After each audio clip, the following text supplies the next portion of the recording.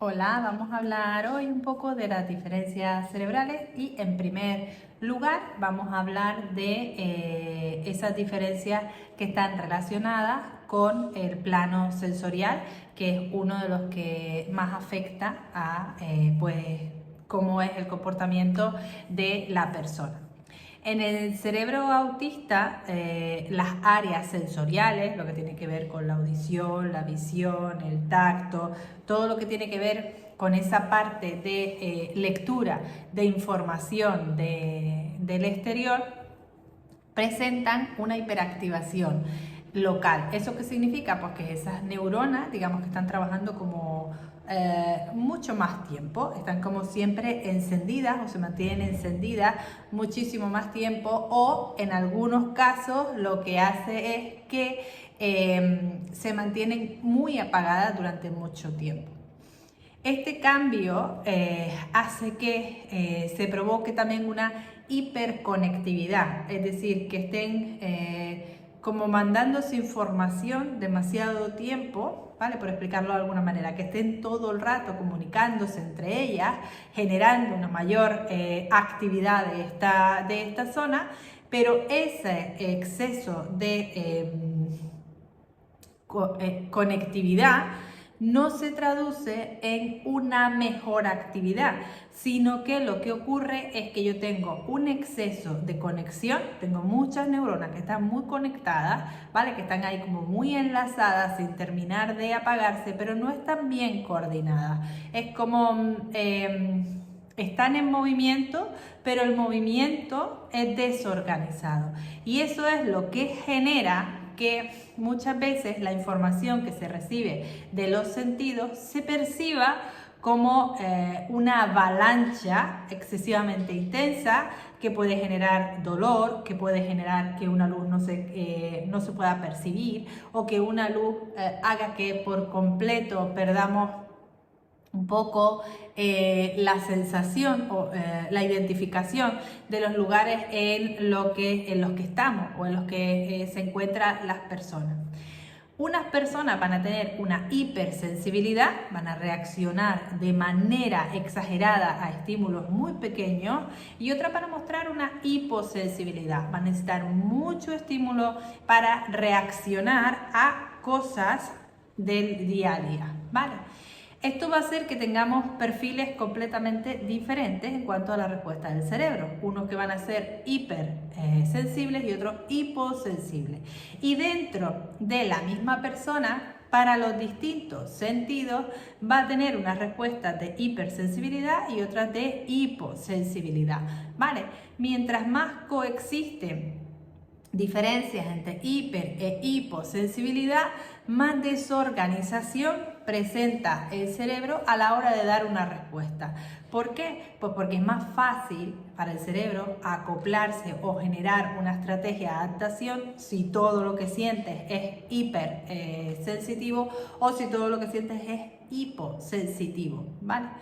¿Por qué es más fácil? Pues porque yo hago como una estrategia homogénea, ¿vale? Sé que esto me molesta, esta señal me molesta, pues la evito, hago una conducta de evitación. Pero cuando coexiste esta hiper y esta hiposensibilidad, al final lo que ocurre es que el cerebro no sabe bien cómo manejarse y que entra en esa especie de colapso, porque la respuesta que genero de adaptación para un tipo de estímulo sensorial me genera a su vez interferencia para otro estímulo sensorial. Entonces, mientras más mezclado está todo, más desregulación sensorial tenemos, más conductas adaptativas tenemos, ¿vale? Estas conductas adaptativas van a ser pues todo ese movimiento, exceso de movimiento, salto, explosiones, ¿vale? Todo ese tipo de conductas que parecen no tener un fin. Tenemos que tener siempre presente que esto no se trata de un capricho de la persona, son respuestas neurológicas reales. Es decir, lo que estamos viendo es lo que está procesando el cerebro. No es que la persona lo haga porque le da la gana ni nada por el estilo.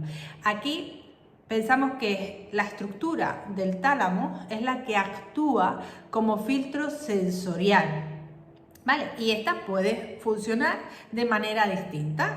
Supongamos que tengamos un filtro de esta manera y que yo decida que abro un poquito para que entre o que abro muchísimo para que entre, ¿vale? ¿Qué ocurre? Que hace o en el cerebro autista el filtro es tan constante a veces de estímulos, es decir, este tálamo a veces abre demasiado las puertas y el flujo de estímulos es tan constante que es difícil de organizar a nivel cerebral, generando esa sensación de estar completamente aturdido o de necesidad de escape, ¿vale? Entonces, pensemos que esa estructura que está en nuestro cerebro, que es un filtro, en el caso del cerebro autista, muchas veces lo que hace es abrir la puerta en exceso, entra demasiada estimulación, la estimulación que entra se choca con unas neuronas que tienen muchas conexiones entre ellas, pero que no están bien organizadas, que no pueden mandar la información de la manera adecuada, con lo cual lo que va sucediendo es que vamos saturando el sistema sensorial, ¿vale? Perdón. Esto hay que comprenderlo para dejar de hacer esas correcciones conductuales y cambiarlo por acompañamiento conductual, ¿vale?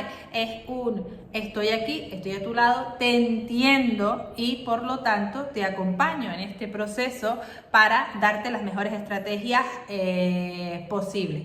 Por ejemplo, si yo veo que un niño está moviéndose continuamente en exceso, está utilizando, lo más probable es que esté utilizando su sistema vestibular como forma de regulación y esa no es que necesite más actividad vestibular, sino que hay otras entradas sensoriales, otras informaciones sensoriales que están desregulando tanto a la persona que la única vía que tiene el cerebro de calmarse es ese sistema vestibular. Por lo tanto, nuestra actuación aquí tendrá que ser propiciar el ajuste de aquellas modalidades sensoriales que están desajustadas para que baje la necesidad de movimiento continuo. No darle más movimiento, porque al final no solucionamos el problema. Cuando queremos después que se sienta a hacer una actividad, no va a poder, ¿vale? Para cerrar un poco esta parte sensorial hay que tener presente que cada cerebro autista percibe con una lógica sensorial que le es propia. Los perfiles sensoriales estándar o que todos tengan igual no existen.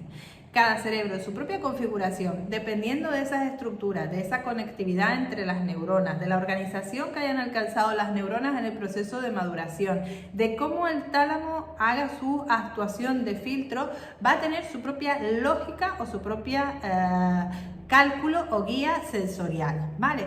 Comprender el de cada persona nos va a permitir adaptar todo el entorno para que sean menos necesarias las conductas compensatorias y nosotros podamos actuar. Por lo tanto, tenemos que mantener ahí en nuestra cabeza que no se trata de exceso, ¿vale? Es intensidad y no es resistencia a realizar determinadas tareas, sino que es supervivencia.